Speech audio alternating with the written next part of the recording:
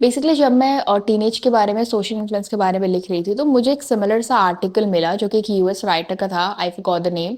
उन्होंने बहुत beautifully deeply mention किया हुआ है कि जो टीनेज है वो एक्चुअली में बहुत वल्नरेबल स्टेज है, जहाँ पे लोग अपनी इंपॉर्टेंस को फील ही नहीं कर पाते। अपनी इंपॉर्टेंस को मतलब हाईलाइट करना, इंडिविजुअलिटी बेसिकली उसको हाईलाइट करना नॉनसेंस समझते हैं। नॉनसेंस से अब यहाँ पे ऑफेंड मत हो जाना। नॉनसेंस का मतलब जैसे कोई सेंस नहीं है, क्योंकि टीनेज के टाइम पे बच्चे एक्चुअली हम लोग क्या कर रहे होते हैं, हम एक्सेप्टेंस ढूंढ रहे होते हैं।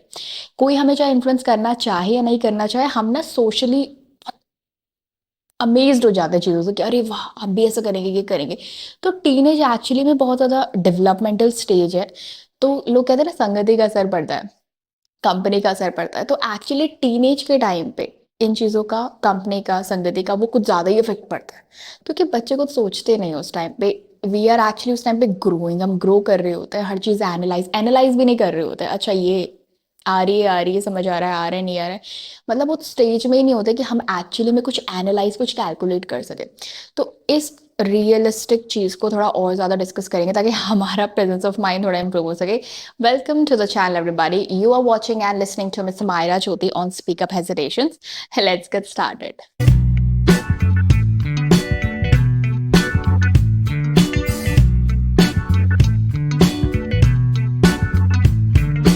शायद आपने भी अपनी टीनेज के जर्नी में ये डेफिनेटली फील किया ही होगा यार, कि सब लोग ना इस टाइम पे एक्सेप्टेंस ढूंढ रहे होते हैं। बच्चे एक्सेप्टेंस ढूंढ रहे होते हैं।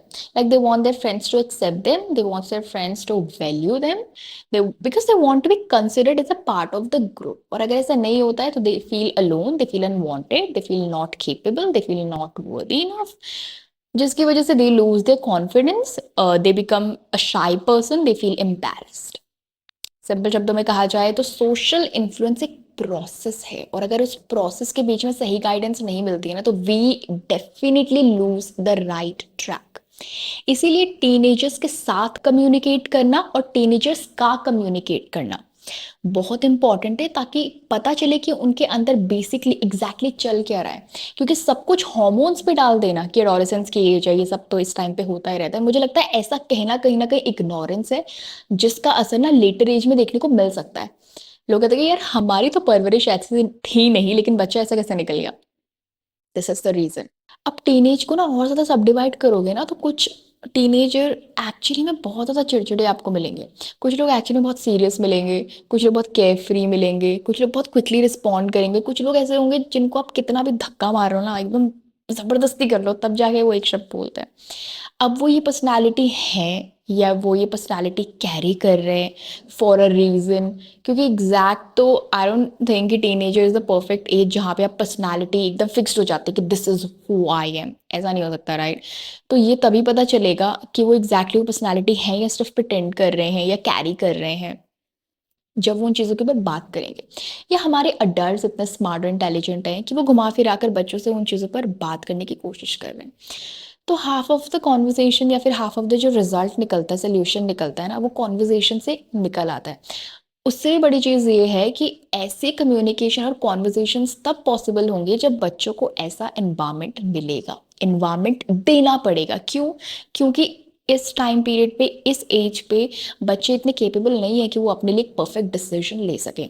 और ये एज एन एडल्ट हमारे लिए भी बहुत इंपॉर्टेंट है कि जब हमारे सामने बहुत सारे ऑप्शंस अवेलेबल हो, हमारे पास एक्सपीरियंस भी होता है अपनी एज का, लेकिन उसके बाद भी ना प्रेजेंस ऑफ माइंड सबके पास नहीं होता, राइट। तो बहुत सारे ऑप्शंस अवेलेबल हो तब भी हम ऐसा क्या पिक करें कि वो हमारे लिए राइट पिक हो। और वो राइट पिक तभी होगा जब हमें किसी भी ऑप्शन का राइट और रॉन्ग दोनों पता होगा। तो ऐसा नहीं है कि इस टाइप की एजुकेशन छोटी एज में पॉसिबल नहीं है। सवाल ये है कि क्या हम ऐसी अवेयरनेस और एजुकेशन इस एज के बच्चों को या इस एज ग्रुप में या फिर छोटी एज में प्रोवाइड करा सकते हैं या नहीं। और पता है हमारी जो चॉइसेस होती है ना यार, मतलब ये शायद मैंने पहले भी बोला है कि सोसाइटी का, कल्चर का, फ्रेंड्स का, फैमिली का, इनका ना बहुत इम्पैक्ट पड़ता है हमारी चॉइसेस पे, और टीनेज के टाइम पे तो कुछ ज्यादा ही। तो इन चीजों का हल्का सा भी असर ना सोशल प्रेशर या फिर पीयर प्रेशर में कब कन्वर्ट हो जाता है, हमें पता ही नहीं चलता। तो इट्स वेरी इंपॉर्टेंट कि लोगों को पता चले कि जो social factor is just a part यार। इसके अलावा और भी बहुत सारी चीजें हैं जिनको ध्यान में रखते हुए हमें एक ऑलमोस्ट राइट कंक्लूजन पे आना है। ठीक है। तो education for saying no and how to say no very important, क्योंकि पता है यार लोग ना सोशली नो कहने से बहुत डरते हैं। हमें लगता है कि कहीं वो बुरा ना मान जाए या फिर पता नहीं क्या कर देंगे, लेकिन ये डर सिर्फ तब तक है जब तक हमें नो करने का ना तरीका नहीं आता। अब बोलते हुए फिल्टर रखना हमेशा डबल फेस नहीं होता है। मैनरिज्म नाम की भी कोई चीज होती है जो कि हमें नहीं भूलनी चाहिए, क्योंकि आपके विल के अगेंस्ट कोई कुछ काम करवा ही नहीं सकता आपसे। अगर आप किसी की बातों में इजीली आ रहे हो ना, इट मीन्स आपका सेल्फ स्ट्रांग नहीं है, या फिर आपका कोई पॉइंट ऑफ व्यू नहीं है। क्योंकि अगर आपका सेल्फ स्ट्रांग है और आपका कोई पॉइंट ऑफ व्यू है तो आपके पास बोलने के लिए कुछ होगा, और सही तरीके से बोलने के लिए कुछ होगा। इन चीज़ों में अगर हम अटेंटिव हो जाए ना तो हम इजीली इन्फ्लुएंस हो ही नहीं सकते। सुनना अलग चीज़ है, इन्फ्लुएंस होना, अपनी हाव भाव में उन चीज़ों को बसा लेना, वो एक अलग चीज़ हो गई। तो अगर हम इन चीज़ों में अटेंटिव हो जाए ना तो हम नहीं हो सकते इजीली इन्फ्लुएंस, फिर चाहे वो कोई भी एज ग्रुप हो।